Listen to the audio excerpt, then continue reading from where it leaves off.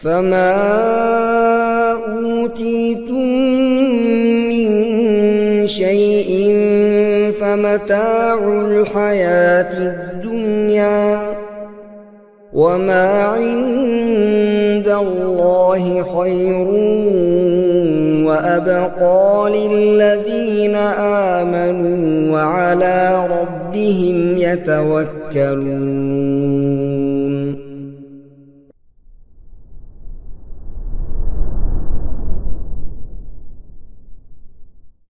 Assalamualaikum warahmatullahi wabarakatuh.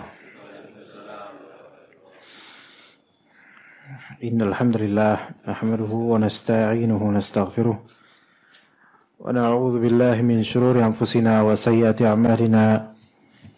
Man yahdihillahu fala mudilla lahu wa man yudlil fala hadiya lahu. Asyhadu an la ilaha illallah wahdahu la syarika lahu. وأشهد أن محمدا عبده ورسوله لا نبي بعده. يا أيها الذين آمنوا اتقوا الله حق تقاته ولا تموتن إلا وأنتم مسلمون. يا أيها الناس اتقوا ربكم الذي خلقكم من نفس واحدة وخلق منها زوجها وبث منهما رجالا كثيرا ونساء واتقوا الله الذي تساءلون به والأرحام إن الله كان عليكم رقيبا. فإن أصدق الحديث كتاب الله وخير الهدي هدي محمد صلى الله عليه وسلم وشر الأمور محدثاتها وكل محدثة بدعة وكل بدعة ضلالة وكل ضلالة في النار. أما بعد. Para jemaah sekalian rahimani wa rahimakumullah, kelanjutan dari pengkajian tafsir Ibnu Katsir di surat Al-Baqarah. Hari ini ayat 151 sampai 154 insyaallah taala. Salam.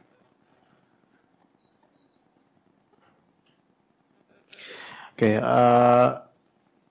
telah selesai pembahasan tentang kiblat dan bagaimana perilaku ahlul kitab, terutama Yahudi, terhadap syariat Allah Azza wa Jalla, di antaranya syariat kiblat. Kita mulai ayat 151 dari Al-Baqarah. Rabb kita Azza wa Jalla berfirman, Bismillahirrahmanirrahim.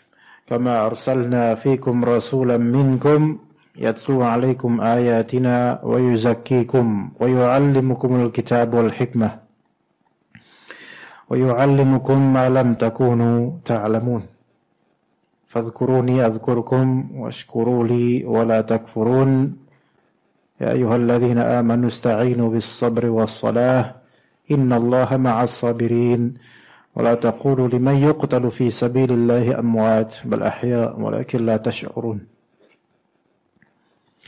Baik, ayat 151 dari Al-Baqarah.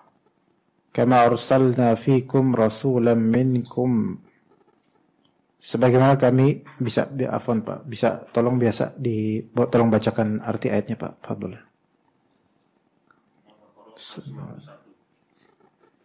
Sebagaimana kami telah mengutus kepadamu seorang rasul Muhammad dari kalangan kamu yang membacakan ayat-ayat kami, menyucikan kamu dan mengajarkan kepadamu kitab Al-Quran dan hikmah sunnah, serta mengajarkan apa yang belum kamu ketahui.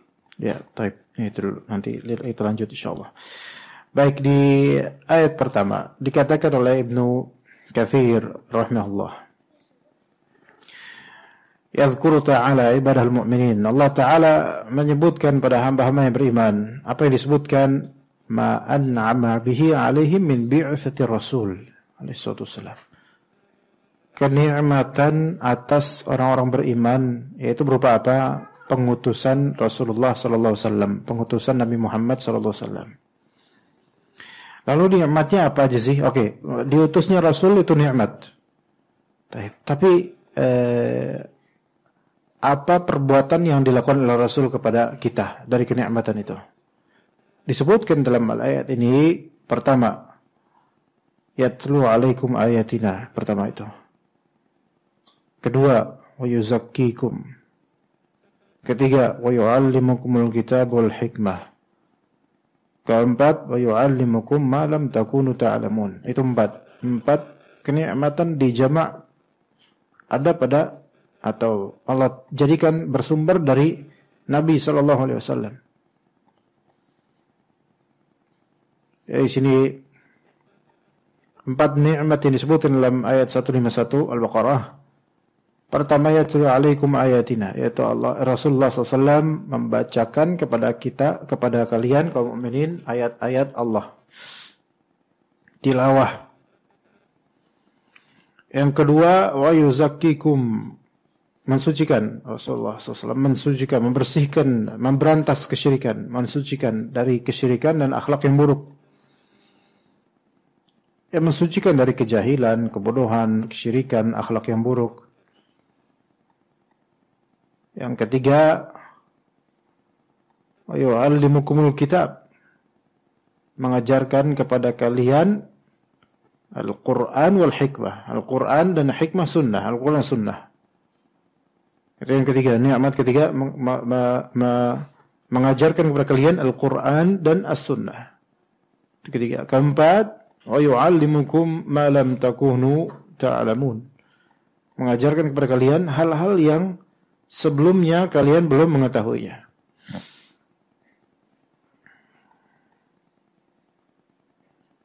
Ya, ilmu apapun sebelum kalian mengetahui itu, jadi diajarkan oleh Nabi SAW.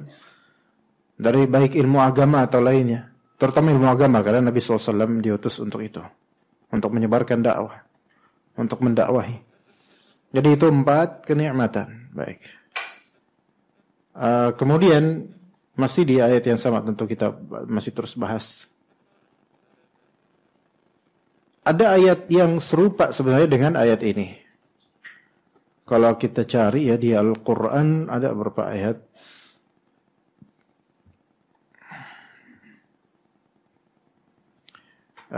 Misalnya ini kan ayat 152. Ya, boleh misal kita lihat di ayat 129 surat Al-Baqarah. 129 surat Al-Baqarah. Doanya Nabi Ibrahim alaihissalam. Ini udah pernah kita bahas pada berapa bulan lalu. 129 surat Al-Baqarah. Dan nanti ada berapa ayat lagi. Dan Allah akan minta kita secara serempak untuk mendistinguish atau membedakan urutan dalam ayat-ayat yang serupa ini. 129 konteksnya adalah Nabi Ibrahim alaihissalam berdoa. Jadi ini doa sudah ada sejak zaman Nabi Ibrahim alaihissalam. Entah berapa ribu tahun lalu, Allahu a'lam. Kata Nabi Ibrahim apa? Rabbana wa ba'ath fihim rasulan minhum.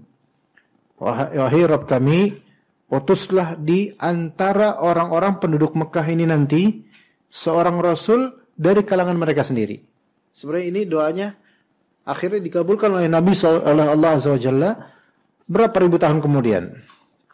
Rabbana wa ba'ath fihim rasulan. Jadi Nabi Ibrahim alaihissalam berdoa kapan? Itu setelah meninggalkan Siti Hajar dan Nabi Ismail yang masih sangat bayi di dekat Ka'bah yang waktu itu masih berupa pondasi saja, di kegersangan dan ketiadaan orang. Maka di balik bukit Nabi Ibrahim alaihissalam kemudian menengadahkan tangannya. Atau bisa juga ini doa ketika apa? Ketika setelah membangun Ka'bah bersama Nabi Ismail alaihissalam. Kalau di sini konteksnya setelah membangun Ka'bah sepertinya. Karena ayat-ayat sebelumnya wa idh yarfa'u Ibrahimul qawa'ida minal bait wa Ismail, gitu kan. Di ayat 109, Rabbana wahai Rabb kami wa ba'ath fihim, utuslah di tengah-tengah kaum yang di Mekah ini nanti kelak seorang rasul di antara mereka, seorang rasul dari kalangan mereka. Apa tugasnya rasul ini? Nah, ini mirip dengan ayat 151. Yatlu alaihim ayatika. Satu, itu sama urutannya. Urutan kedua, ini beda. Wa yu'allimuhumul kitaba wal hikmah. Enggak. Urutan kedua apa? Mengajarkan Al-Quran dan As-Sunnah. Urutan ketiga, wa yuzakkihim, membersihkan, mensucikan mereka. Coba lihat di sini perbedaannya, ada dua model, dua hal yang bisa kita bedakan. Perbedaan pertama dari segi urutan, perbedaan kedua dari segi jumlah nikmat yang disebutkan? Bisa dibedakan? Perbedaan urutannya gimana, Pak? Di ayat 129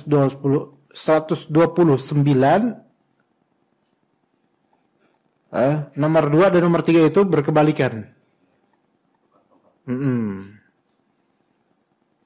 Kemudian perbedaan kedua, ayat 129 hanya menyebutkan 3 hal saja. Ayat 151 menyebutkan 4 hal. Ya enggak? Perbedaan yang kedua apa? Ayat 151 menyebutkan 4 hal. Hal yang keempat adalah wa yu'allimukum ma lam takunu ta'lamun.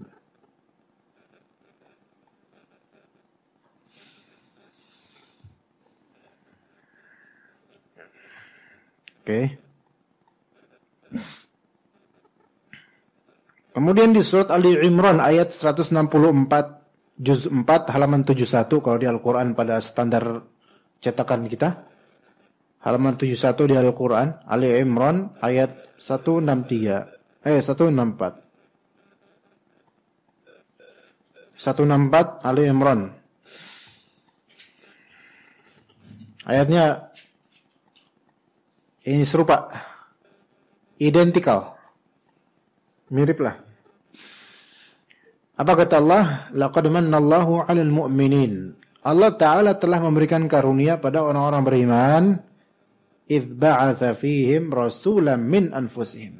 Yaitu Allah Ta'ala mengutus di antara mereka seorang rasul dari diri mereka sendiri, kelahiran orang-orang mereka juga. Nah, sama di sini yang pertama, yatlu 'alaihim ayatih. Pertama tuh. Kedua, wa yuzakkihim. Nah, ini mirip dengan ayat yang mana nih? 151. Yang ketiga, wa yu'allimuhumul kitabul hikmah. Wa in kanu min qablu la fi dhalalin mubin. Oke. Yang ini lebih condong ke ayat 151. Di akhirnya juga ada kalian wa in kanu min qablu la fi dhalalin mubin, walaupun mereka dahulu berada dalam dhalal di sini maksudnya ketidaktahuan. Ya. Ketidaktahuan, dhalal itu kesesatan, ketidaktahuan yang nyata ya.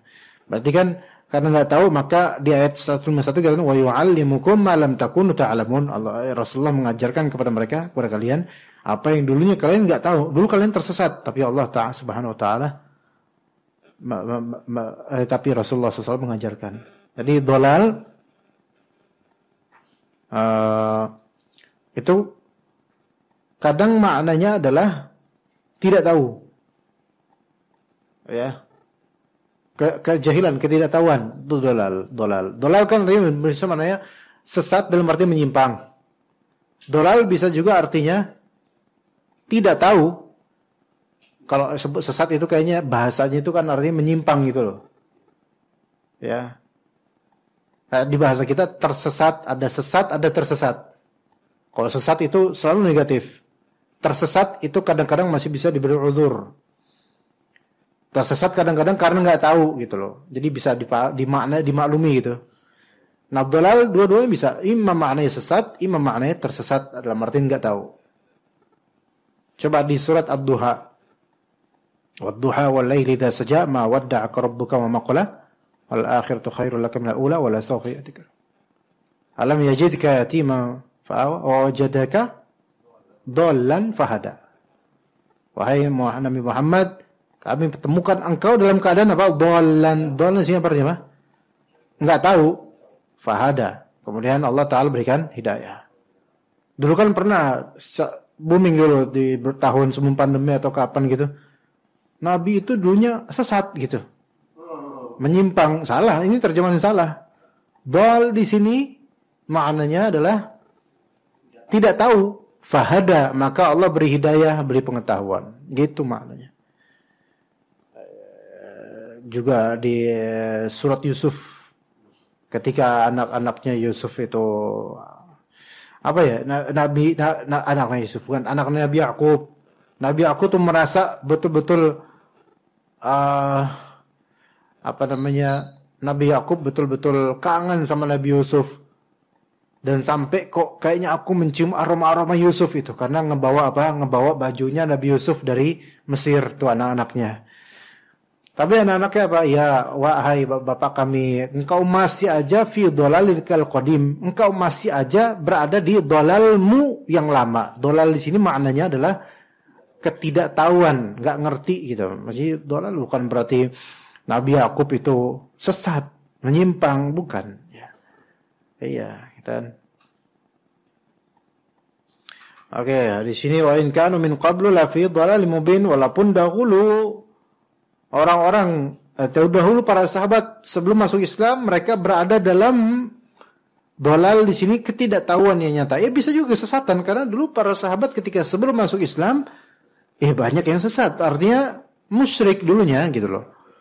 Itu boleh kita katakan itu, tapi kalau Nabi Muhammad dan seluruh nabi sebelum turun wahyu enggak ada yang sesat mereka, enggak ada, masih dalam fitrahnya. Enggak ada yang sesat. Tidak tahu saja gitu. Nabi Muhammad SAW sebelum usia 40 tahun itu enggak tahu kalau beliau akan jadi nabi, tahu enggak? Ya enggak tahu. Ini dari segi bahasanya, bahasa Arabnya sebut dolal juga. Dolal namanya la ya'rif. Enggak ngerti, enggak tahu. Gitu. Hanya saja kalau untuk bahasa sekarang kita enggak bisa nyebut orang kan enggak tahu berarti dolal, enggak bisa. Kalau sekarang enggak bisa karena udah beda chemistry bahasanya sekarang mah. Ya enggak? Udah beda. Ya, Pak. Ya, Pak. Betul. Udah beda, ya. Coba kalau misalnya kita bilang orang belum belajar enggak tahu, sesat lu. Enggak orang enggak bakal terima. Orang sesat bener aja enggak terima kok disesat-sesatin gitu. Oke, itu jadi ayat Ali Imran 164 itu mirip dengan Al-Baqarah 151.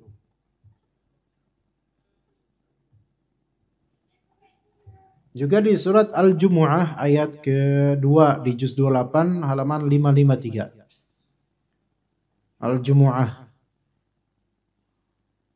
Al-Jumu'ah ayat kedua.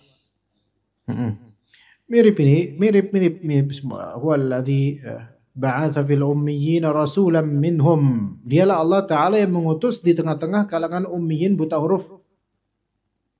Enggak bisa nulis, enggak bisa baca. Seorang rasul dari kalangan mereka sendiri. Ngapain rasul ini? Yatlu alaihim ayati. Sepakat 4 ayat diawali dengan yatlu alaihim ayati. Tilawah dulu dari 4-4-nya tilawah. Ya. Wa yuzakkihim. Yang kedua yuzakkihim. Mirip ayat yang mana Pak berarti yang kedua? Ya, mirip ayat 151 Al-Baqarah dan 129 Ali Imran. Berarti dari 4 ayat 3 ayat itu urutan keduanya wa yuzakkihim. Hanya 1 ayat yang berbeda yaitu Al-Baqarah ayat berapa tadi? 129 ya. Iya ya. Berarti tadi Al-Imran ayat berapa tuh? 164. Oke gitu ya. Nah, kompak lagi kemudian wa yu'allimuhumul kitabul hikmah. Nah, ini mirip dah dengan Ali Imran yang tadi, ya kan? Mengajarkan Alkitab dan hikmah. Kemudian wa in kanu min qablu la fi dhalalin mubin. Nah, ini juga mirip dengan Ali Imran yang tadi. Oke. Mari kita ambil faedah dari 3 atau 4 kenikmatan ini. Jadi 4-4-nya nikmat. Pertama, tilawah bacaan dari Rasul. Kedua, pensucian dari Rasul. Ketiga, pengajaran Al-Quran dan Sunnah. Keempat, pengajaran hal yang belum diketahui sebelumnya. Oke. Kalau kita refleksikan, walaupun ini bukan tafsir, tapi lebih ke kita mengambil faedah, bukan tafsir. Maksudnya, yang akan Anda sebutkan ini bukan sebagai tafsir Al-Quran, tetapi sebagai faedah yang bisa kita pelajari dari Al-Quran. Jadi, tafsir itu kan mengungkap makna. Adapun faedah, ya, itu lebih luas daripada sebatas mengungkap makna. Kalau kita perhatikan, Dari 4 ayat ini kompak 4-4-nya dimulai dari tilawah yatlu alaikum ayatina. Membacakan pada kalian. Baru kemudian berikutnya kedua atau ketiga wa yuzakkikum atau wa yu'allimul kitab wal hikmah. Jadi sebelum yuzakkikum itu kan artinya adalah membersihkan dari syirik, membersihkan dari akhlak buruk. Wa yu'allimul kitab wal hikmah. Ini ta'lim. Ta'lim itu kan artinya transfer ilmu gitu loh. Adapun yang pertama tilawah doang. Ya, apa yang bisa untuk pelajari dari segi apa di dunia edukasi, pendidikan, Pak? Pasti ini ada hikmah di balik sini semua. Kenapa tilawah yang paling awal? Kayak tadi awal Al-Quran kita bacaan, jangan tilawahin dulu, bacain dulu gitu. Bacain dulu. Antum ngerti nggak ketika baca? Nggak ngerti, mungkin nggak ngerti maknanya apa, nggak ngerti. Baru sekarang kita belajar nih. Sekarang kalau misalnya nih, kalau kita lihat banyak dari pelajaran dari durus ulama, apalagi kalau misal antum ke Masjid Nabawi, Masjidil Haram, di sana ada kajian-kajian tafsir banyak. Sekarang misalnya untuk 2 tahun atau setahunan belakangan ini ada kajian rutin tafsir hampir tiap hari Syekh Abdul Razak Al-Badr, tafsir Sa'di. Sekarang sampai di akhir-akhir surat Al-Imran. Itu mungkin udah 100-an majelis lebih dari setahun belakangan ini. Diawali dari apa? Biasanya para ulama pembacaan ayat yang akan ditafsirkan. Dibacain dulu sama muridnya biasanya. Kalau di majelis ini kalau anak suruh antum bacain kayaknya enggak ada yang mau. Takut menjadi bahan omongan ya. Oke, dibacain yang muridnya. A'udzubillahi minasyaitonirrajim. Bismillahirrahmanirrahim. Apa ayatnya terus dibacain. Setelah itu biasanya syekhnya setelah itu apa? Muqaddimah, innal hamdalillah nahmaduhu wa nasta'inuhu wa nastaghfiruh. Ya, setelah selesai dibacakan ayat yang akan dibahas hari ini, dibaca terus muqaddimah syekhnya kemudian menasihati para jemaah agar mengikhlaskan niat lillahi ta'ala dan agar kita menunaikan kewajiban menuntut ilmu.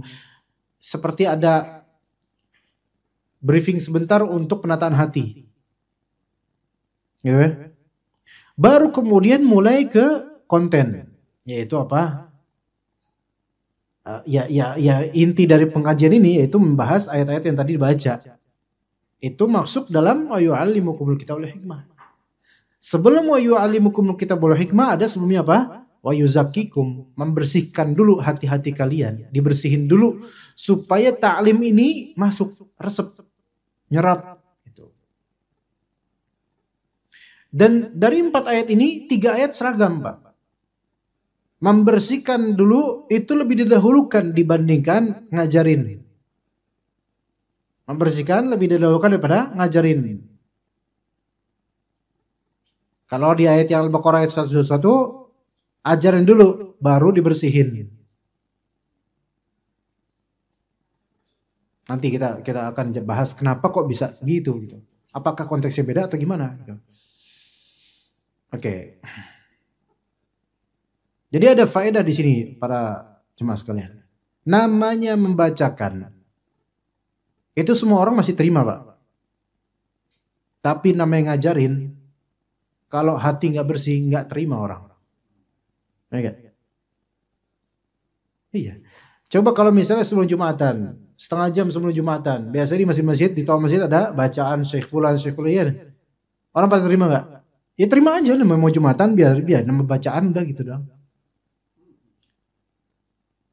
Tapi kalau urusan menafsirkan apa yang dibaca itu, nah itu nggak semua orang langsung terima. Kalau khutbah Jumat sih terima tapi terpaksa. Ya emang khutbah Jumat saya dengerin aja, nggak boleh protes. Tapi kok kajian kadang-kadang orang nggak terima saya, ustadznya nggak bener nih gitu. Ya. Atau mungkin terima, tetapi ketika hati itu nggak bersih, ilmu nggak masuk. Nah, nerima dalam artian dia tahu ini benar, tapi kalau hati nggak bersih, ya nggak sampai ilmunya. Makanya dibersihkan dulu, baru dimasukin ilmu gitu. Lah nyamuk aja kayak gitu kok.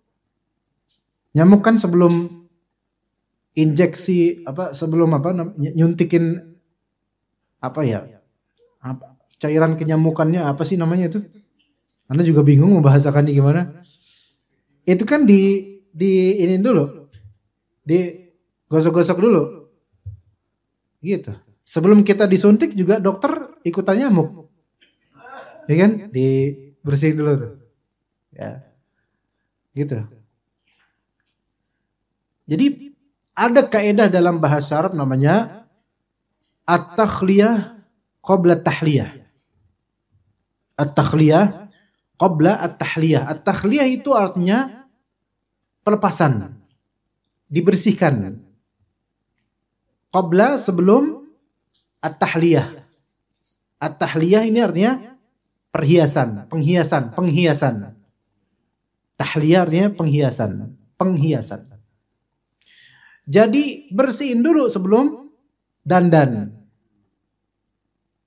Ya, bukan dandan yang biasa di pinggir jalan, kosmetik itu, ya, toko. Takhliyah qabla at-tahliyah. Bersihin dulu, bebenah dulu sebelum berdandan. Tahliyah itu berhias. Kalau dibalik, ya nggak benar gitu. Ini kalau pakai prinsip ini, kalau dibalik nggak benar. Lah dandan dulu baru bebersih. Ini ya amburadul lah gimana aslinya. Iya, bersihin dulu. Perempuan yang mau nikah itu sebelum luluran, sebelum mandi dulu, sebelum saya nggak tahu nama, dihias gitu kan. Dihias terus rambutnya nggak pakai jilbab, pakai yang rambutnya kayak gini loh kan, nggak tahu tuh rambut kok bisa kayak gitu. Kayak nggak tahu itu rambut beneran atau enggak ya? Oh digambar, itu gambar Pak. Ini ilmu pengetahuan pertama yang hari ini Anda baru dapat. Ternyata itu digambar ya. Selama ini kepercayaan Anda adalah itu rambut dia, cuman nggak tahu diapain kok bisa bentuknya itu bulat-bulat gitu di jidatnya gitu loh. Digambar dah. Ini first time beneran ini. Nggak tahu bermanfaat atau enggak ilmu ini. Enggak, kayaknya enggak ya. Oke, kemudian kan pasti sebelum pakai bedaknya sampai berapa sentimeter tebalnya itu, sebelum pakai itu pasti mandi dulu. Begitu. Iya. Jangan dibalik. Berhias dulu baru mandi kapan-kapan tahu lah. Yang penting berhias dulu. Enggak, ini salah. Oke, ikhwan, kenapa kok di parfum Paris ya, Prancis ya? Itu kan ada berapa model, ada yang eau de parfum, eau de toilette, ada cologne. Kenapa ada nama eau de toilette? Eau itu artinya water, air. De itu maksudnya from, air from toilet, air kamar mandi. Berarti kalau ada Davidoff Cool Waterman misalnya, di toilet misalnya, dibuat jangan-jangan dari kloset tapi bukan. Kenapa begitu Pak sejarahnya? Karena orang-orang Barat pada dulunya itu mereka mandi pun nggak seperti mandi sekarang kita. Umumnya orang Barat sekarang juga mandi. Cuman dulunya itu namanya berhias tanpa mandi, yaitu pakai aja parfum, makanya disebut di toilet, pengganti mandi, pakai parfum aja. Itu dulu kayak gitu, itu pakai sejarahnya seperti itu. Di Perancis itu bahasa Perancis, itu bahasa Perancis, tulisannya EAU gitu. Bahasa gitu. Kan bahasa Perancis gitu, pakai gitu. Kita susah ngomong kayak gitu. Enggak, Sunda itu cengkoknya beda Pak, kalau sungguh enggak bisa dia, enggak beda cengkoknya. Enggak, kalau Sunda tuh langsung, kalau dia gitu kayak kecekek mau muntah gitu. Enggak sih, enggak gitu ya. Di parfum, di toilet gitu. Toilet. Ya toilet juga toilet gitu, ngomongnya kayak gitu. Nah, ya itu berarti berhias doang dengan parfum. dengan minyak wangi tanpa mandi.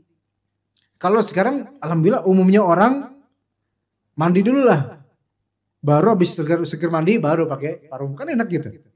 Gitu. Itu namanya at-takhliyah, yaitu lepasin kotoran sebelum berhias. Jangan kotoran masih nempel terus kita pakai perhiasan atau didandanin, itu yang nggak bener, gatal-gatal juga nanti. Ya seperti itu. Nah kalau dalam edukasi, namanya ilmu kan perhiasan bagi pemiliknya. Sebelum antum nerima dan dapat perhiasan tersebut, bersihin dulu diri antum, gitu. Kayak diawali dibacain, kemudian dibersihin dulu, habis itu dikasih ilmunya. Nah, terus kemudian akhirnya ketopraknya ya tiba. Ya. Ini kalau lagu bulan Syawal menjelang Ramadan itu kan Ramadan tiba. Ini sekarang ketoprak tiba.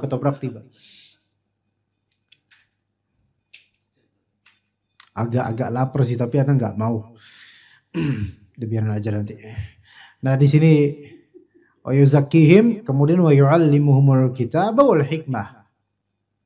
Tazkiyah yaitu dibersihin dulu, kemudian diajarin. Ya. Makanya dalam ilmu agama, kalau kita mau benar-benar dapat ilmu, jangan dibeli Pak, Jangan dipesan. Jangan dibeli, jangan dilihat, karena lihat berarti beli, takutnya gitu. Supaya ilmu itu masuk, maka dibersihin dulu. Dan kata para ulama, wa yuzakihim kan pembersihan di sini pembersihan dari syirik, pembersihan dari akhlak yang buruk. Itulah mengapa sebagian ulama mengatakan adab itu didahulukan sebelum ilmu. Karena kalau kita sudah punya adab di kalbu kita, terutama adab terhadap Allah, adab terhadap Rasulullah, dan artinya ini mengikuti sunnah Nabi SAW dan bertauhid, ilmu tuh cepat masuknya. Ya. Dan fokus itu lebih bisa fokus Pak, lebih bisa fokus dalam menggapai ilmu ini dibandingkan kalau adab kita nggak ada. Karena namanya orang kalau udah nggak ada adab pasti banyak pikiran dan gampang berubah, kemudian urusannya tuh yang nggak penting banyak dilakukan, jadi nggak dapat ilmu. Ya. Jadi kalau kita mau beradab, berakhlak, beradab, atau kita membersihkan, namanya membersihkan, berarti kita harus bisa melepaskan sesuatu yang menghalangi. Seperti kotoran-kotoran, kita harus melepaskan itu. Walaupun kita suka misalnya dengan kotoran itu, kita lepasin.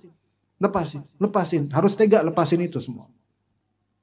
Sehingga bisa fokus nuntut ilmu dan masuk ilmunya. Lepasin kesyirikan dan intention yang duniawi, misalnya dalam mengajar atau belajar, saya pengen banget bisa bahasa Arab supaya nanti keren atau apa. Itu kayak gitu tuh, lepasin. Tega-tegaan aja dengan penyakit-penyakit itu, lepasin. Siapa yang berhasil melepaskan, maka dia bisa fokus. Makanya kata sebagian psikolog, fokus itu hakikatnya adalah Anda berani mengatakan no pada sesuatu yang tidak perlu saat itu, dan mengatakan yes pada satu hal yang Anda perlukan untuk kerjakan saat itu. Jadi dari banyak activity atau hal, 1000 hal gitu misalnya, untuk fokus satu saja yang antum katakan yes, 999 antum katakan no. Jika antum berani bisa berbuat itu, berarti antum bisa fokus. Dan selama ini gagalnya fokus kita rata-rata adalah kita mengatakan yes pada lebih dari satu hal dalam satu momentum. Itu yang membuat kita nggak bisa fokus. Gitu. Beneran. Antum misalnya belajar fikih misalnya. Tapi sisi lain antum sambil buka kompas.com misalnya. Iya. Terus menjamak antar keduanya. Ini nggak bakal bisa, yakin nggak bisa fokus Pak. Apalagi ini dua hal yang bertentangan, fikih sama kompas. Kemudian yang si fikih antum belajar tentang haji, yang kompas belajar tentang ijazah palsu. Ya susah lah antum fokusnya. Susah, enggak, ini contoh aja, sampel aja, enggak nyindir apa-apa. Misal aja kan ini lagi hot, walaupun insya Allah udah mau menjadi final sih insya Allah. Udah mungkin. Ya bukan urusan kita lah pokoknya. Tapi bukan urusan, tapi kok disebut-sebut gitu ya. Biar hingar-bingar lagi kajiannya. Oke. Nah misal dua itu dijamak dalam satu momentum, dan itu dua hal yang bertabrakan. Genrenya beda, nuansanya beda, kehangatan dan hatinya juga beda. Ini nggak bisa fokus.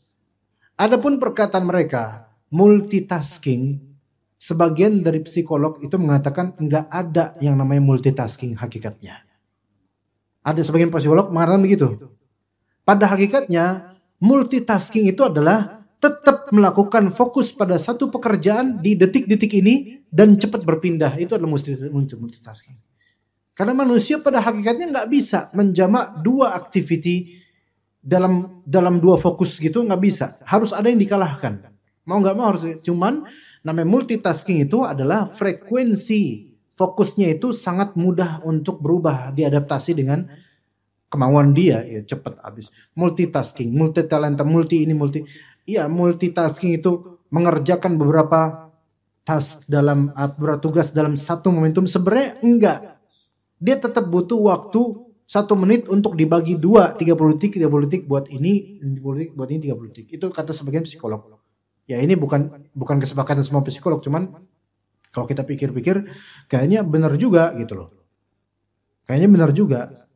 Kecuali kalau multitasking itu dikatakan adalah yaitu memang mengerjakan satu dengan sense, satu lagi dengan sense lain. Itu mungkin. Seperti emak-emak lagi nyuci piring sambil dengerin kajian.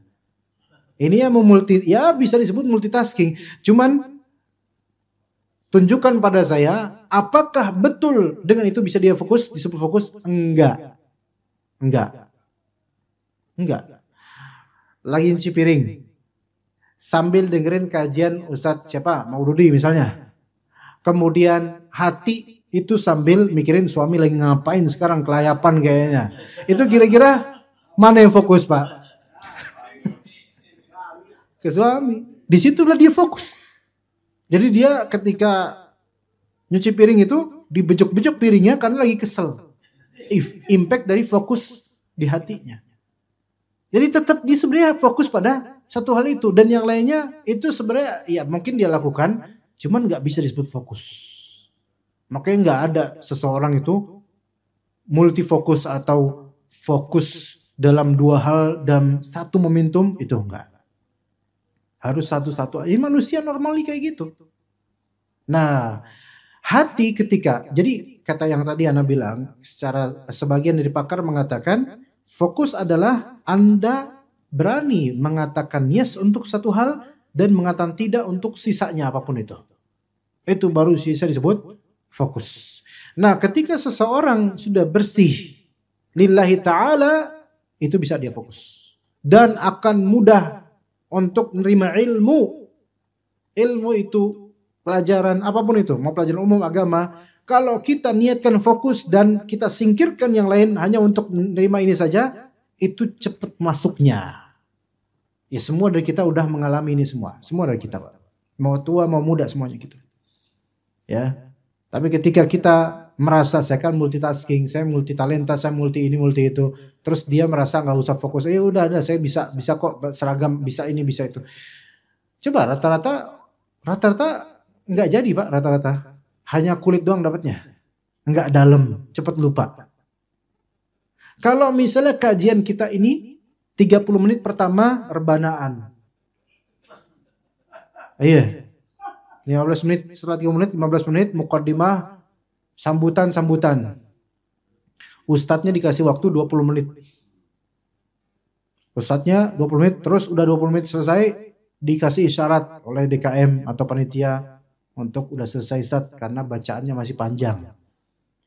Jadi selesai surat, Ustadz selesai, masih doa panjang. Doa panjang, nasi berkatnya kemudian dibagi-bagi.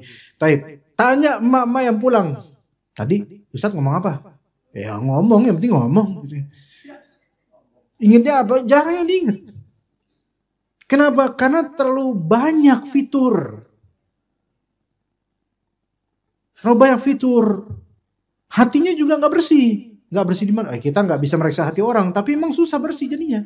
Kenapa? Karena dari awal udah ada iming-iming nasi berkat. Atau sudah tahu di majelis ini ada nasi berkat. Ya, udah tahu itu. Sehingga ya udah ada fokus lainnya. Dan bisa survei aja, silahkan survei. Kajian-kajian sunnah yang monoton memang ustadznya doang datang. Udah, misi dari awal sampai akhir. Dengan kajian yang pernak-perniknya banyak. Atau mungkin di aula mana, di fest mana, atau festival apa. Bener deh, ilmu yang nyantol itu kurang kok di tempat-tempat yang banyak fiturnya atau pernak-perniknya. Kurang. Karena apa? Karena hatinya itu udah banyak yang diisi dari hal-hal lain, jadi nggak fokus. Jadi harus bersihin dulu. Makanya tadi sebut apa? Tahliyah qabla tahliyah. Bersihin dulu sebelum dandan. Ilmu itu perhiasan. Ini kalau kita mengacu pada 3 ayat yang tadi. Yang keempat, wa yu'allimukum ma lam takunu ta'lamun. Dan Allah Ta'ala dan Rasulullah SAW mengajarkan pada kalian apa yang kalian sebelumnya belum tahu. Yang belum tahu diajarin oleh Rasulullah SAW. Dari tauhid, dari aqidah, dari fikih, dari tata cara beragama, dari akhlak yang mulia, diajarkan hukum-hukum dan seterusnya. Nah, jadi kalau kita mengacu pada ayat Al-Baqarah 51 itu ta'lim itu di 2 posisi terakhir. 2 posisi pertama adalah briefing bacain mungkin introduction atau apa. Kemudian diingetin, dibersihin. Dan juga dakwah seperti itu. Mau dakwah taklim atau mungkin dakwah di desa, di kampung, di mana gitu, itu juga tracknya seperti ini, Pak. Orang itu nggak bisa ujuk-ujuk langsung diajarin. Ya datang ke rumah orang kampung, Pak, maaf nih Pak, saya pengen ngajarin Bapak cara beribadah yang benar. Dia pasti bilang, emang lu kira sekarang ini gue nggak bener? Kan gitu. Pasti ada dibacain dulu, gini, diperkenalkan dulu. Saya ini dari gini. Gimana caranya lah dakwah itu. Nah kemudian kenapa para ulama mengatakan tauhid first, tauhid dulu yang pertama. Ya tauhid dulu dalam pengajaran tauhid dulu gitu. Ya, tazkiyah, yuzakikum, membersihkan. Karena tauhid itu membersihkan. Oke, dakwah kalau kita lihat kenapa orang-orang yang baru hijrah ke sunnah dibandingkan dengan hijrah yang ke aliran lain lah mungkin. Itu beda, impactnya beda, hasilnya beda, outputnya beda. Karena apa? Karena base awalnya itu beda. Base awalnya dipegang tuh hatinya langsung tauhid. Sehingga kedepannya itu lancar, gampang memahami sunnah. Tapi kalau orang dari awal udah nggak tauhid, nggak ke sunnah, masih kotor aja, itu agak susah memahamin sunnah, itu justru susah. Misalnya kita bicara tentang bid'ah. Ibadah seperti ini tidak ada tata caranya, tidak ada Rasulullah mencontohkan, tidak ada syariatnya, ini adalah kebid'ahan. Dibalas semua. Bid'ah, dikit-dikit bid'ah. Muka lu tuh bid'ah. Lah ini kan apa? Ini kan gak nyambung sebenarnya. Kenapa? Karena default awalnya itu dia gak bersih untuk soal ini. Gak ke tauhid, gak murni ke sunnah. Gak bisa. Susah, makanya perlu harap maklum. Kok ini nggak ngerti gitu loh. Misalnya ada ustadz ahlus sunnah nggak sebut ustadz sunnah gitu, ulama sunnah gitu. Nanti dibolehkan sama mereka. Oh kalau gitu ada ustadz wajib dong. Ada ustadz makruh, ada ustadz haram dong. Ini kan nggak ngerti juga nih orang nih. Sunnah di sini bukan artinya mustahab dianjurkan. Tapi sunnah di sini thariqah, itu jalannya Nabi SAW. Sunnah alaikum bisunnati. Wajib atas kalian di atas sunnahku. Berarti nggak tuh orang bilang, oh berarti wajib dong di atas makruhku, di atas haramku. Berarti ada sunnah, istilah sunnah ini istilah secara akidah ada ya. Manhaj. Mereka membelokkan itu kenapa? Susah ngertinya. Karena kita udah masing-masing merasakan jemaah. Bagaimana teman-teman kita bahkan keluarga kita udah dijelasin padahal jelas banget kok nggak ngerti-ngerti. Karena apa? Ada yang kotor di sini. Mungkin tauhidnya kurang, mungkin spirit kesunahnya nggak ada, mungkin ada maksiat di situ. Ya, coba kalau misalnya kita datang ke majelis ta'lim dalam keadaan kita minta ampun sama Allah, istighfar, minta ampun sama Allah, bertaubat, bertauhid pada Allah, pengen mengenal sunnah Nabi, yakin pas di majelis itu cepat dapat ilmunya dan senang dan bahagia dia benar-benar. Tapi kalau misalnya dari awal tauhid mungkin kurang, mungkin dia ke majelis taklim karena ada bokin ya gitu. Kalau zaman tahun 90-an ada bokinan ya gitu. Ah, bokinan apa, Mbak? Wah, Bapak kan 60, Pak. Saya tentu. Iya, wajar Pak, nggak tahu Pak, generasi boomer beda, Pak. Nah, bokinan tuh maksudnya gebetan apa-apa gitu kan. Karena ada di majelis taklim seperti itu. Ya, pengen ngelihat calonnya dan seterusnya. Enggak bisa itu masuk ilmu, enggak bisa itu. Enggak bisa masuk ilmu. Kenapa? Yuzakikumnya udah enggak ada. Ya, enggak ada yuzakikumnya. Taib, maka ini nikmat jemaah sekalian. Nikmat pertama dibacain ayat nikmat.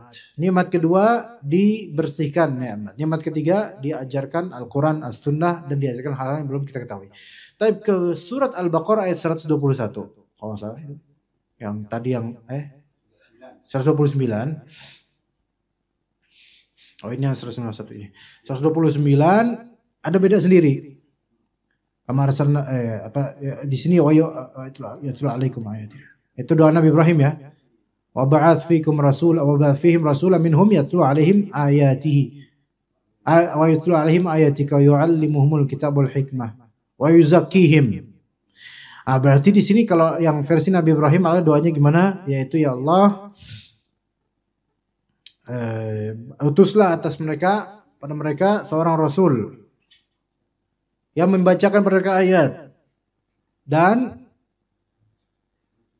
bukan mensucikan. Yang ini mengajarkan Al-Quran dan Sunnah dan mensucikan. Itu gimana kok misalnya? Ada dua jawaban berbeda. Jawaban pertama, perbedaan urutan ini bukan berarti perbedaan urutan hakikatnya, gitu loh. Paham nggak jemaah? Perbedaan urutan ini bukan berarti perbedaan tingkatan atau apa, enggak berarti. Paham nggak? Karena pakai waw kan itu, ya. Waw kan dan kan setara gitu. Setara kan nggak mesti berurutan sebenarnya. Itu jawaban pertama gitu. Kayak misalnya di hadis Nabi SAW tentang rukun Islam. Rukun Islam itu ada 5 kita tahu. Syahadat, salat, zakat, puasa, haji. Dalam redaksi hadis lain ada yang haji didahulukan daripada mungkin puasa atau apa, saya tidak ingat letaknya persisnya gimana, tapi ada yang hajinya didahulukan daripada puasa atau daripada zakat. Ada. Nah, kata para ulama, perubahan letak ini bukan berarti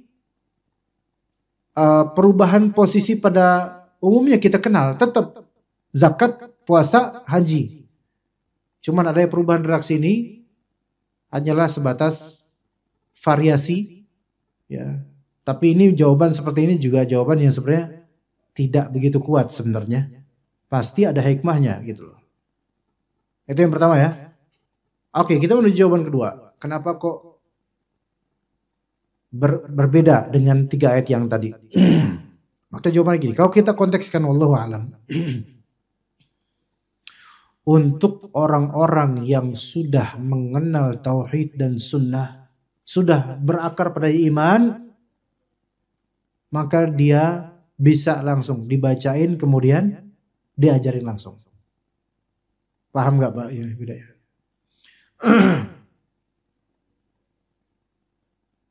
Untuk orang yang memang sudah kenal sunnah, kenal tauhid, itu langsung diajarin aja.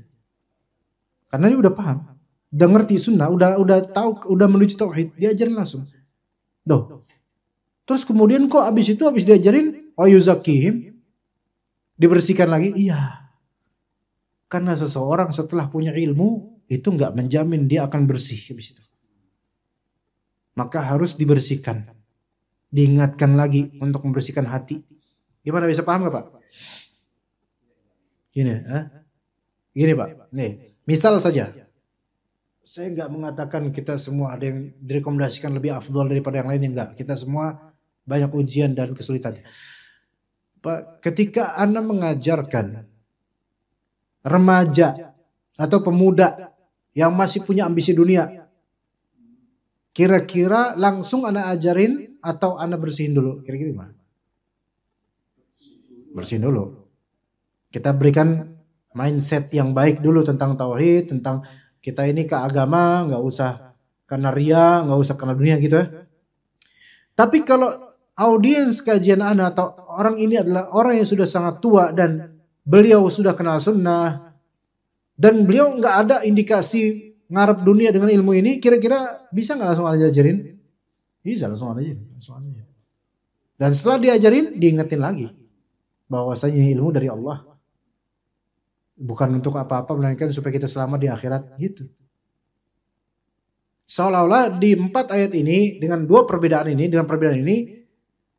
bahwasanya dalam berdakwah kita juga perlu mengenal audiens sehingga treatment kepada audiens dan tingkat-tingkatan pengajaran itu kita bisa berikan yang paling cocok padanya. Tapi kenapa yang yuzakikum itu paling banyak di sini 3 ayat bahkan seragam? Karena default asalnya adalah bersihin dulu sebelum kita kasih ilmu. Gitu. Kemudian kata Allah Azza wa Jalla, fadhkuruni adzkurkum washkuruli wala takfurun. Bisa tolong dibacakan Pak ayatnya?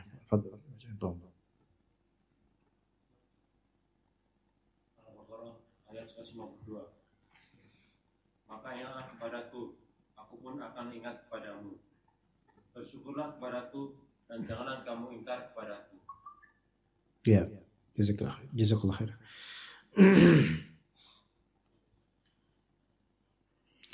Ya, maka azkuruni azkurkum. Ini tafsirannya juga beragam, tapi kita ambil sebagaimana di terjemahan saja, yaitu ingatlah, ya, berzikirlah kalian. Yaitu menyebut namaku, berzikir. Azkurkum, maka aku akan sebut kalian. Jadi orang-orang yang berzikir, yang ingat Allah, itu akan Allah Ta'ala sebutkan nama-namanya mereka. Sebagaimana orang yang berselawat atas Nabi SAW, maka Allah Subhanahu Wa Ta'ala juga akan menyebut nama-nama orang yang berselawat ini di hadapan malaikat-malaikat yang paling mulia. Washkuruli wala takfurun. Washkuruli wala takfurun. Dan bersyukurlah kepadaku dan janganlah kalian kufur. Jangan kalian ingkar. Ingkar itu kufur. Ya. Kata Nabi SAW dalam sebuah hadis, "Man an'ama Allahu alaihi ni'matan, fa inna Allah yuhibbu an yura atharu ni'matihi ala khalqihi." Barang siapa yang Allah Ta'ala berikan padanya nikmat, maka sesungguhnya Allah Subhanahu wa Ta'ala suka ketika efek nikmat tersebut ditampakkan pada makhluknya. Pasti pernah dengar hadis ini insyaallah, teman-teman jemaah. Ya. Barang siapa yang Allah Ta'ala berikan pada kenikmatan, maka pasti maka Allah Ta'ala suka nikmat tersebut, efek nikmat tersebut diperlihatkan pada makhluknya.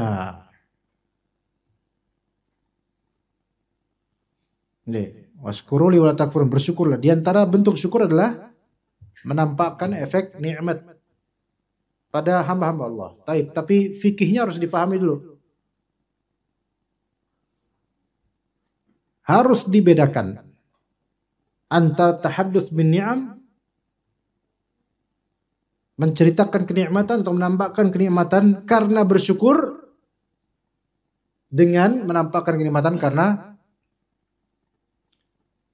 karena hal negatif Hal negatif yang Anda maksud bisa karena riya, bisa karena ujub, bisa karena takabur, bisa karena pengen merendahin orang. Atau bisa karena pengen dianggap spesial di antara makhluk. Ini semua nggak masuk dalam pujian sunnah ini. Kan kata Nabi, Innallaha man an'amallahu alaihi ni'matan. Barang siapa yang Allah Ta'ala berikan pada nikmat, sesungguhnya Allah Ta'ala senang, suka ketika nikmat itu, efek nikmat itu ditampakkan pada makhluk. Yaitu Allah berikan antum nikmat, kemudian antum tampakkan nikmat itu pada makhluk. Itu Allah suka itu. Tapi fahami baik-baik. Perbedaan yang terpuji dengan tercela itu di maksud dan niatannya. Kalau maksud dan niatan menampakkan karunia dan nikmat ini kepada makhluk adalah murni menceritakan kebaikan Allah, itu maksudnya, dan mendeklarasikan kebahagiaan atas kebaikan Allah, murni itu, maka itu sunnah. Wa amma bi ni'mati rabbika fahaddits. Adapun tentang kenikmatan dari Rabbmu, maka ceritakanlah, ini sunnah. Cerita silakan. Walaupun nikmat tersebut berupa kekhusyuan ibadah, antum boleh cerita. Kalau maksudnya adalah, maksudnya apa? Mengagungkan Allah yang memberi nikmat, atau bahagia karena Allah Ta'ala begitu baik padanya, atau untuk memberikan inspirasi pada orang-orang agar mengagungkan dan berharap pada Allah. Paham gak di sini, Pak? Gitu. Jadi apa nih nikmatnya, apa contoh? Cuma apa contohnya? Apa contohnya, Pak? Nikmat yang nggak banyak orang. Banyak nih, alhamdulillah.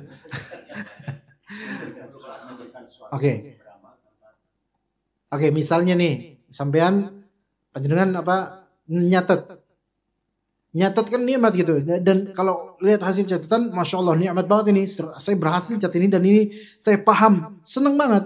Terus sampean misalnya naruh itu di media sosial, nggak apa-apa. Tapi tergantung niatannya. Ini kan menzohirkan apa? Menzohirkan, menampakkan nikmat yang Allah berikan pada kita. Ini bentuk syukur. Hanya lihat niatannya apa, gitu. Kalau niatannya, alhamdulillah Allah Ta'ala telah memudahkan saya untuk merangkum ini. Alhamdulillah, murni. Karena emang dia senang ketika Allah Ta'ala memudahkannya. Udah murni gitu aja, udah gak ada yang lain. Maka ini ibadah. Ini ibadah. Atau dia tuh pengen nikmat ini dia tampakkan ke orang-orang sebagai syukur pada Allah, dan menginspirasi orang-orang supaya semangat belajar. Ini termasuk juga, masuk dalam hadis ini, syukur nikmat, menginspirasi orang untuk belajar, murni itu gitu. Dia melihatkan catatannya, alhamdulillah, semoga teman-teman sekalian juga ikut yuk belajar. Kalau saya bisa, insya Allah antum bisa, misal gitu. Untuk dan niatan memotivasi orang untuk yuk ikutan kebaikan ini. Mau, maka ini sunnah hasanah namanya. Ini adalah trait yang sangat bagus. Dapat pahala. Apalagi kalau ternyata ada orang yang ikutan, pahalanya berlipat ganda. Tapi kalau misalnya walaupun covernya kayak tadi, tapi niatan hakikatnya pamer, gimana kok niatan pamer? Ada berapa model? Dia merasa saya itu lebih spesial dari kalian. Nah ini udah beda. Ini saya. Bukan karena Allah. Karena saya itu lebih diunggulkan daripada kalian. Saya spesial daripada kalian. Saya lebih gitu. Walaupun cuma berpakaian. Sampai Nabi SAW aja melarang namanya, libasus syuhrah namanya. Libasus syuhrah itu pakaian kebesaran. Bukan kebesaran size, tapi kebesaran secara ma'nawi. Bukan pakai, libasus syuhrah pakaian kebesaran, berarti nggak boleh kita pakai pakaian gombrong. Nggak gitu, itu salah pahamnya. Kebesaran di sini untuk ditakzim. Walaupun pakaian kebesaran itu menjadi trademark dan membuat hati itu berubah. Yaitu supaya dianggap beda, spesial. Gitu loh. Contoh ya. Walaupun ini nggak selalu, nggak semuanya. Jangan bilang semuanya, tapi ada aja lah kayak gini. Kita kan uruf kita adalah pakai pakaian ya kayak gini lah. Kalau kita pakai jubah itu udah biasa Pak di sini, apalagi udah tahu mau kajian, udah biasa, orang nggak bakal waktu di BI di mana biasa aja. Tapi ketika antum pakai jubah putih, kemudian antum pakai sorban Saudi, yang merah putih namanya, sorban Saudi, terus pakai bulutan di sini, bukan supaya dianggap malaikat atau udah mati kayak di kartun-kartun, bukan, kayak begini. Ya.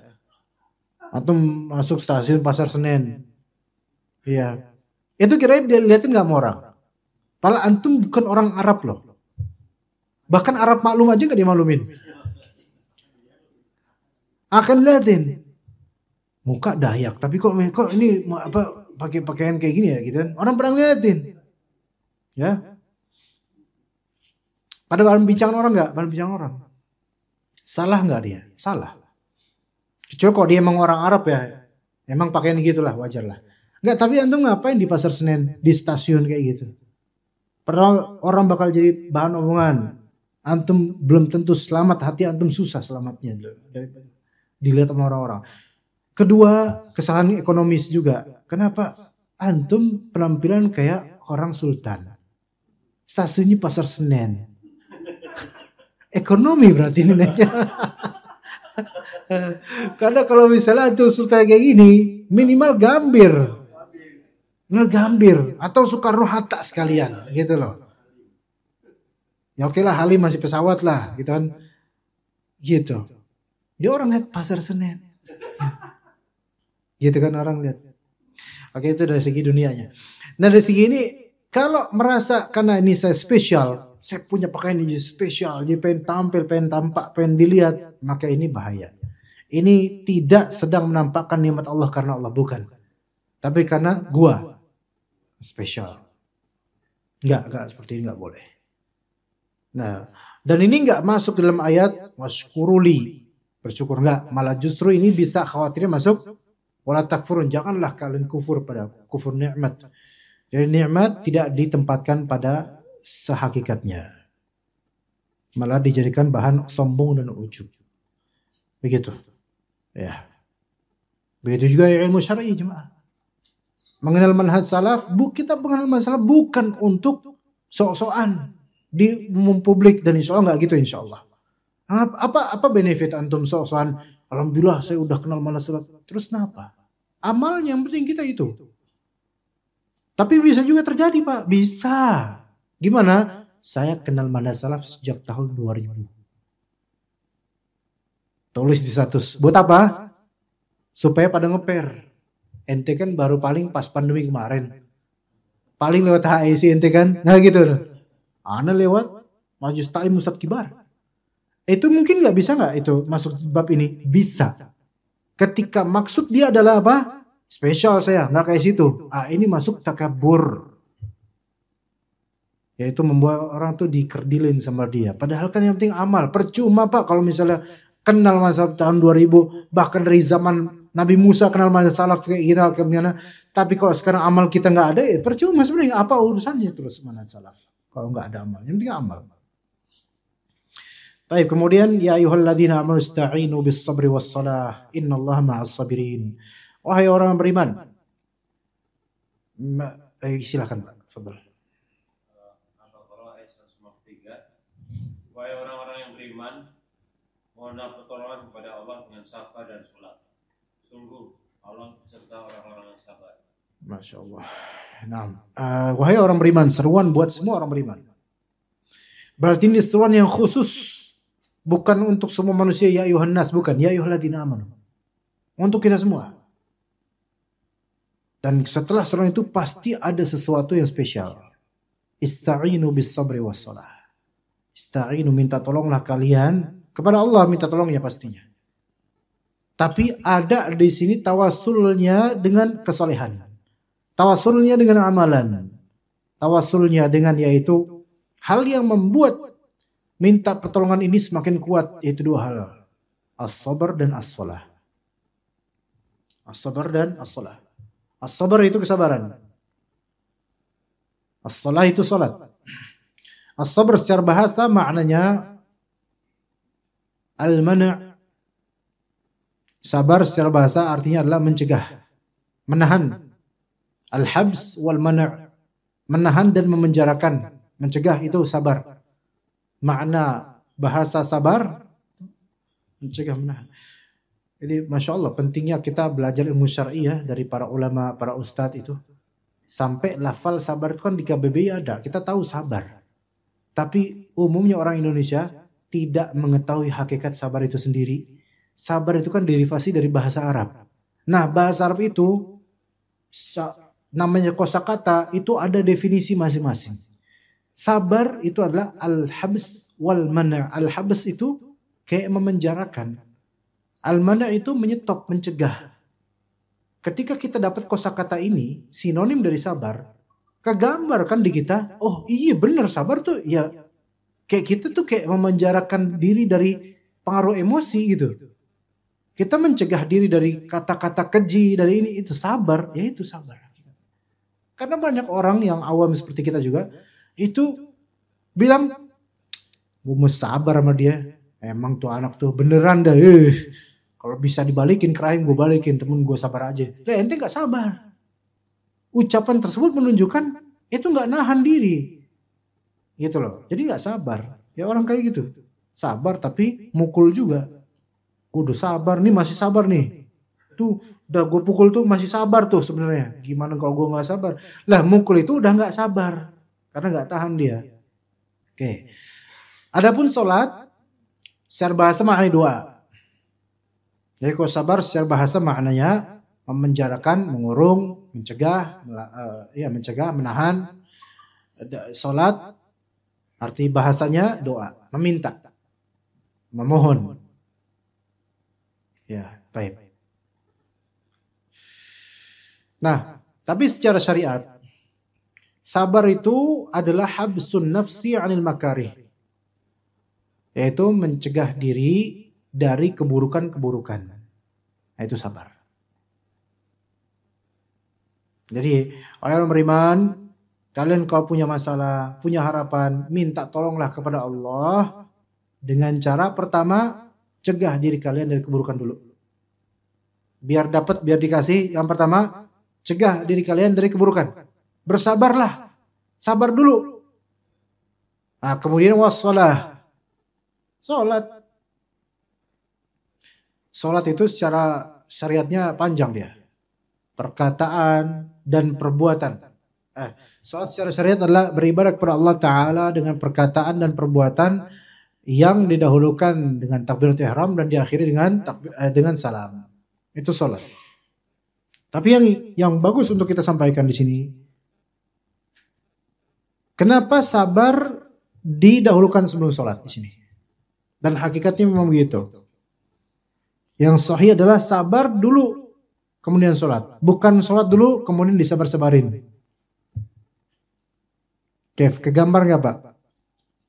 Antum sholat dulu, terus disabar-sabarin. Kira-kira enak gak sholatnya Pak? Nggak enak. Sholat, lama banget sih ini imamnya. Udah sabarin aja lah. Nah itu susah juga itu. Itu tetap ngedumel lama-lama. Bandingin dengan orang yang sebelum sholat, dia sudah berusaha menanamkan kesabaran. Dan bermodalkan dengan kesabaran. Dari takbiratul ihram, sampai assalamualaikum, nikmat. Karena sudah sabar, ada modal dari awal. Maka para ulama mengatakan, kalau pengen khusyuk sholat, datangnya itu jangan pas qomat.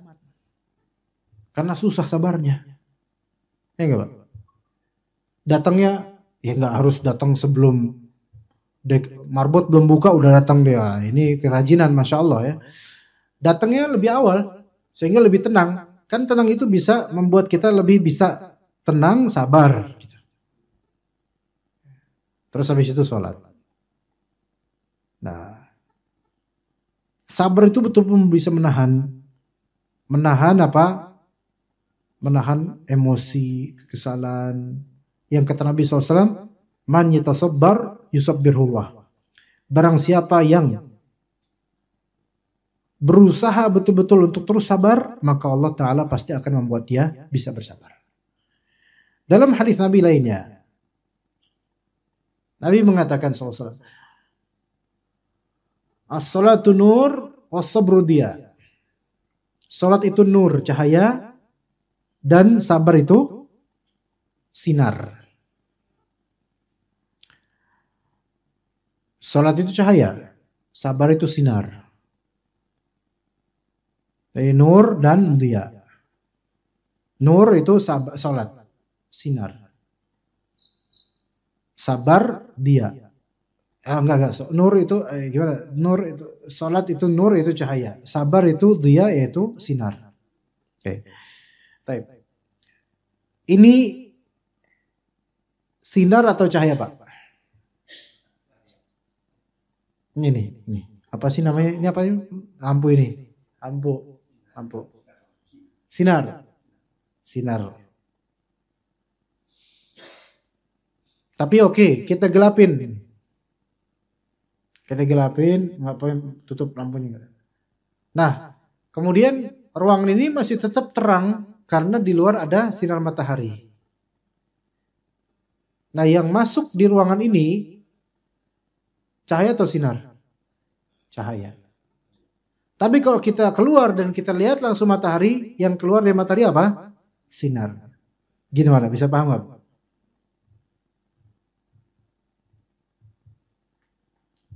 Hah? Gimana bisa paham? Nggak paham. Sinar itu sabar, cahaya itu sholat.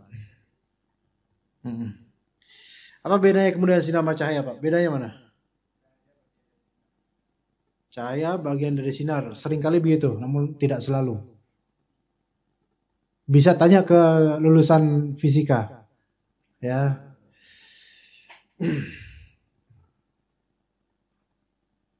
Lightning itu sinar atau cahaya, Pak? Lightning apa namanya? Thunder apa? Ya, yang petir menyambarnya itu sinar atau cahaya, Pak? Sinar, Pak.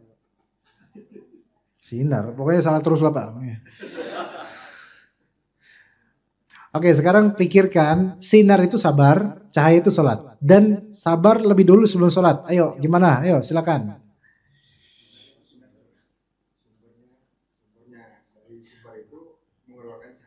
Betul, bisa dikatakan begitu. Jadi cahaya bisa dikatakan gini lah. Cahaya bisa efek dari sinar atau refleksi dari sinar, gitu deh. Berarti sholat efek dari sabar, sholat yang benar ya, efek dari sabar atau refleksi kesabaran seseorang. Kalau sholatnya benar, gitu. Tapi ada sisi lain, secara fisik ya, secara fisik yang belum terjamah di sini pembahasannya antara sinar dengan cahaya, Pak.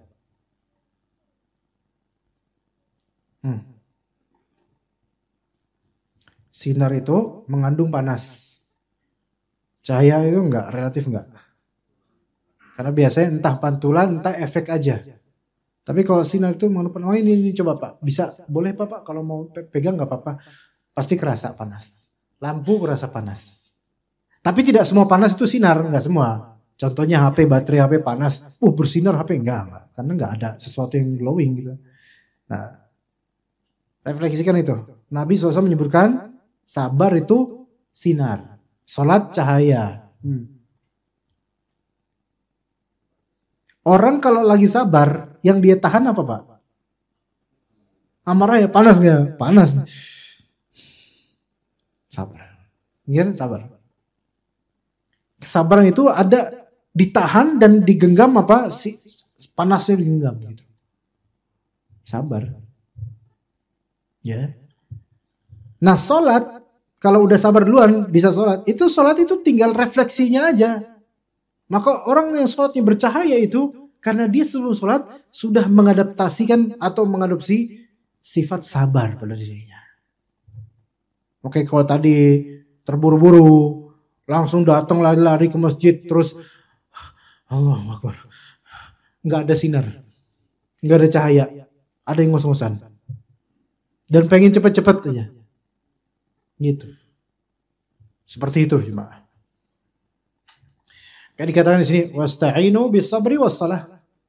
Innallaha ma'as sabirin. Sesungguhnya Allah Ta'ala bersama dengan orang-orang yang bersabar. Ma'a di sini yaitu ma'iyah khasah, kebersamaan yang melazimkan pertolongan dan kedekatan pada Allah secara makna. Ya, kedekatan pada Allah Azza wa Jalla. Maka Allah Ta'ala dekat sama orang-orang yang sabar. Dia bisa dijadikan sabar oleh Allah Azza wa Jalla karena Allah dekat pada dia. Wala taqulu lima yuqtalu fi sabilillahi amwat bal ahya walakin la tash'urun. Dan janganlah kalian menganggap, jangan kalian bilang, silakan Pak, fadhil. Ayat terakhir Pak, fadhil. 154. Dan janganlah kamu mengatakan orang-orang yang terbunuh di jalan Allah, mereka telah mati. Sebenarnya mereka hidup, tapi kamu tidak menyadarinya. Ya. Janganlah kalian atau kamu menganggap orang-orang yang yuqtalu fi sabilillah, terbunuh di jalan Allah, mati syahid. Jangan kalian anggap mereka itu amwat, jangan kalian anggap mereka itu mati. Bal ahya, tapi mereka hidup. Sing gimana? Ahya. Di surah Al-Imran juga ada ayat ini. Ditambahkan yurzaqun. Mereka diberi rezeki. Bukankah mereka mayit? Gini. Secara keduniaan orang yang mati mayit semuanya. Orang yang mati mayit semuanya. Namun secara barzakh, orang yang diberikan nikmat itu hidup di barzakhnya. Adapun orang yang diberikan azab itu dibilang hidup. Kayak nggak hidup, dibilang mati, tapi hidup, begitu loh, paham nggak? Itu baik di barzakh, apalagi di neraka. Na'udzubillah min dzalik. Karena hidup yang penuh siksaan itu kematian separuh, Pak. Dan siksaannya siksaan fisik, Pak. Juga siksaan perasaan pastinya, karena azab kubur itu bikin trauma dan nggak sembuh-sembuh. Pak gini Pak, kenapa ada penyakit? Mohon maaf nih bapak-bapak, mungkin usia sekian dan juga saya juga 3 pekan lalu kecelakaan. Kita ngerasain Pak kekurangan-kekurangan yang ada di fisik kita setelah kecelakaan atau di usia senja. Itu ada warning. Seolah ada bagian dari diri kita yang udah mati gitu loh. Seolah-olah ya. Warning, persiapan gitu. Mau kayak gini susah, mau kayak gitu susah. Itu peringatan. Tapi kita masih dinilai hidup karena kita masih bisa beramal. Nah, kalau dia di alam kubur, di alam barzakh dapat nikmat kubur, itu disebut hidup. Di akhirat ya hidup. Kalau di alam kubur dapat siksa kubur, secara nafas mungkin hidup di alam kuburnya. Tapi secara azab dia udah kayaknya mati itu orang. Karena nggak bisa ngapa-ngapa udah. Coba bisa gimana? Mau balik ke alam dunia? Nggak bisa lah. Adapun pocong dan kuntilanak itu mereka cuman poser mereka. Kalau bahasa anak underground itu poser. Ya. Apa ya? Mereka niru aja itu. Ya. Karena kita Pak hanya ngerasain sendiri, mungkin sebagian Bapak juga ngerasain pernah dioperasi, pernah di rumah sakit. Itu kita mau ngapain aja susah gitu loh. Coba, Anda waktu qadarullah waktu itu patah tangan, dua tulang patah, itu di Karawang kemudian di apa? Di gips namanya, pakai kayu gitu. Paling cuma sini doang Pak. Enggak sini enggak. Ini sini. Dua tulang ini patah. Terus sobek di sini. Anda nggak tahu kalau di sini sobek, baru tahu setelah saya operasi di sini sobek. Nah, itu di gips. Kayak gini. Anda menikmati aja bismillah ya semua. Semoga Allah Ta'ala ampuni dosa sana ya, Anda nikmatin. Tapi emang ngapa-ngapain susah Pak. Baru sini loh. Ini nggak ada apa-apa dia bandingkan azab kubur bagi orang yang mendapatkannya. Ini nggak ada apa-apa dibandingkan dengan pukulan malaikat munkar nakir yang bagi orang yang nggak bisa menjawab pertanyaan di kubur. Yang mana teriakan dan nolongannya itu didengar oleh siapapun, apapun bisa kecuali manusia dan jin. Keras. Ya. Ana nggak teriak sama sekali ketika kecelakaan, nggak teriak sama sekali, nggak ada suara teriakan sama sekali. Alhamdulillah, Allah tenangkan Ana. Tapi dengan seminor ini dibandingkan dengan bagaimana alam barzakh, semoga Allah jaga kita dari azab kubur. Ini masih minor, terlalu minor. Tapi dengan itu mau duduk susah, mau diri ini kegantung susah dan seterusnya. Bahkan sampai sekarang pun ya antum kan lihat anak seger-seger aja. Antum tidak mengenal apa yang ada di hati anak sekarang. Iya. Coba kenapa tadi anak suruh jangan beli ketoprak? Soalnya susah jawabnya.